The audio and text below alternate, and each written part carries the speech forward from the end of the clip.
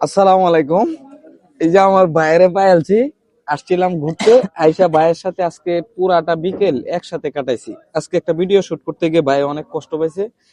এই funny video গুলি বানাইতে গিয়ে আসলে অনেক পরিশ্রম করে, আর দিন শেষে ওনার সাথে আমি আজকে বিকেল থেকে ঘুরে যে মজাটা পেয়েছি, যত অক্তের নামাজ আসছে, আজান দিছে, সবচেয়ে ওই বিষয়টা আমার এত ভালো লাগছে, যেটা আপনাদেরকে ভাষায় বোঝানোর মতো না।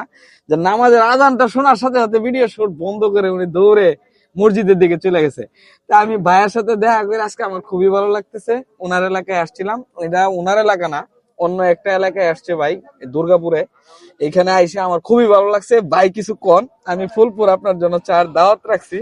দয়া করে আপনি বলেন আমার দাওয়াত কি আপনি রাখছেন কিনা। যাই হোক, আলহামদুলিল্লাহ ভাই আসছিল, হঠাৎ করে দেয়া হয়ে গেছে। আসলে যারা দূর থেকে আমার বাড়িতে আসেন, আমাকে বাড়িতে পাইবেন না, আমি আছি অন্য একটা এলাকায়।